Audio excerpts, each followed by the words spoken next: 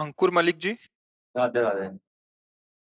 महाराज जी, अपने मन को किसी भी कठिन स्थिति में शांत कैसे रखा जा सकता है? कृपया मार्गदर्शन। विवेक।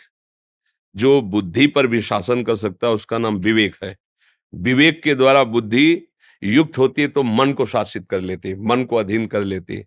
नहीं तो जैसे हमने सुना कि ये नहीं करना चाहिए, मन प्रेरणा कर रहा है और हम कर बैठे, तो इसका मतलब बुद्धि निर्णय ठीक नहीं कर पाई। क्यों? क्योंकि उसमें विवेक नहीं है। और विवेक प्राप्त होता है सत्संग से, शास्त्र स्वाध्याय से, भगवान की भक्ति से। बिना विवेक के शासन नहीं कर सकते। मन बहुत बड़ा तूफान है। वो जब अपने रंग में आता है तो किसी को नहीं बख्शता है। वो करवा ही बैठता है जो उसे करवाना होता है।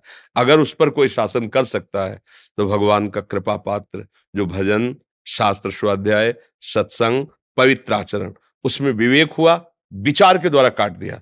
ऐसा ऐसा ऐसा अंदर ही विचार आया और बाहरी किसी सहयोग की जरूरत नहीं, और शांत हो गया। अगर विवेक नहीं है तो फिर सीधा आक्रमण मन का होता है, और मन जो जलन पैदा करता है उसको सह पाना बहुत कठिन होता है।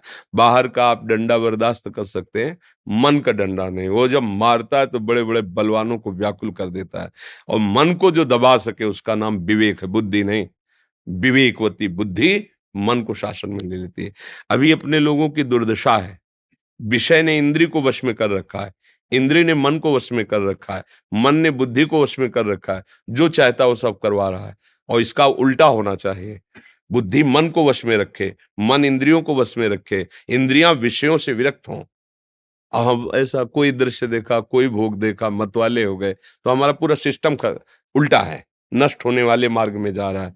अब अध्यात्म का अगर ज्ञान हो, अध्यात्म से, तो इसको उल्टा करना है।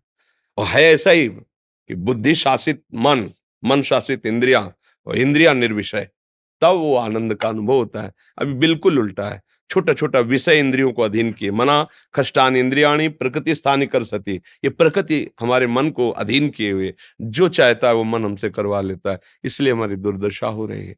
कठिन से कठिन परिस्थिति में भी जो संभाल कर सकता है वो है विवेक, वो है विचार, वो है भजन, वो सत्शास्त्र स्वाध्याय, पवित्र आचरण।